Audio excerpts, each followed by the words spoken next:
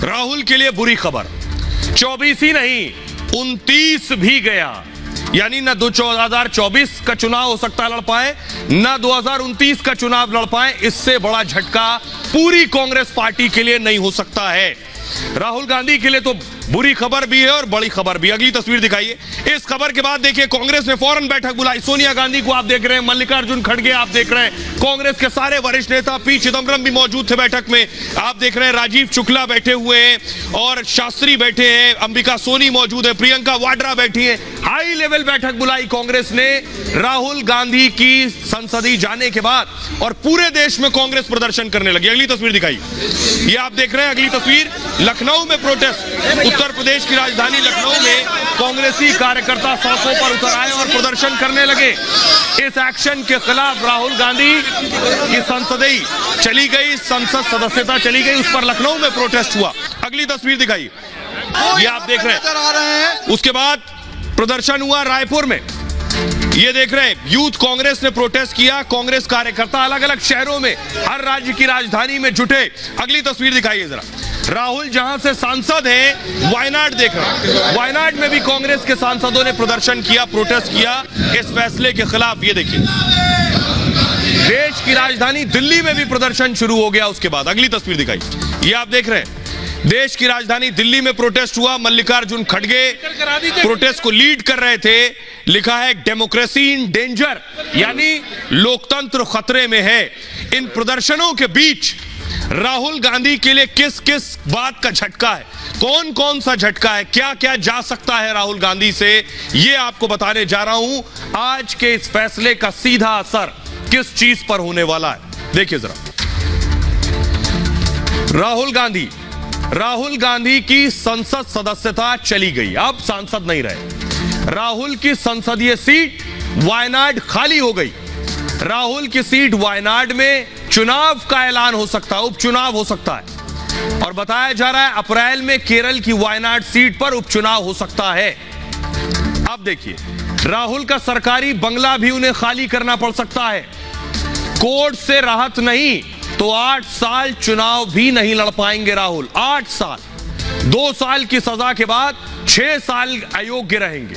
8 साल का मतलब 24 ही नहीं 29 का चुनाव भी राहुल गांधी नहीं लड़ पाएंगे।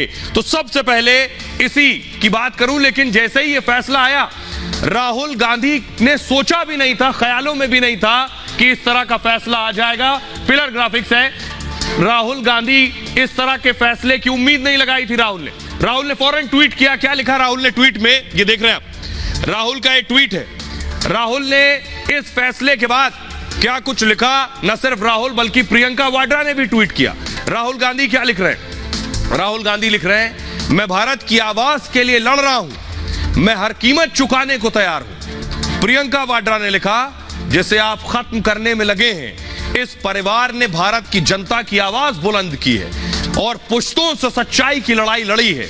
आपके नेताओं ने एक शहीद प्रधानमंत्री के बेटे को देशद्रोही मीर जाफर कहा है। आपके एक मुख्यमंत्री ने सवाल उठाया कि राहुल गांधी का पिता कौन है। हम झुकने वाले नहीं हैं, आप कुछ भी कर लीजिए, ये प्रियंका ने लिखा।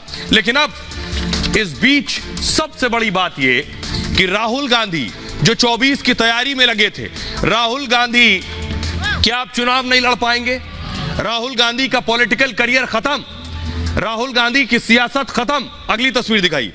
भारत जोड़ो यात्रा में राहुल गांधी हजारों किलोमीटर चल लिए इस उम्मीद में कि 24 में कुछ लहर पैदा कर सकें, लेकिन इस फैसले ने क्या 24 की सारी लहर पर पानी फेर दिया? ये मैं क्यों कह रहा हूं कि इस फैसले के बाद हो सकता है राहुल गांधी 2024 ही नहीं 2029 का चुनाव भी ना लड़ पाए। क्यों? आखिर क्यों नहीं लड़ पाएंगे राहुल गांधी? वो देखिए, वजह है ये, राहुल गांधी सांसद से अब पूर्व सांसद हो गए। राहुल गांधी को 2 साल की सजा हुई, 2 साल या उससे ऊपर की सजा पर सांसदी चली जाती है। अब राहुल 8 साल तक चुनाव नहीं लड़ पाएंगे। आपके जहन में होगा 8 साल क्यों? तो 8 साल इसलिए कि 2 साल की तो सजा हुई है, तो 2 साल की सजा पूरी करेंगे राहुल गांधी, और जब 2 साल की सजा पूरी कर लेंगे, यानी सजा पूरी होने के 6 साल बाद तक चुनाव नहीं लड़ सकते हैं। तो 6 साल वो और 2 साल ये, यानी पूरे 8 साल राहुल के चुनाव पर रोक है।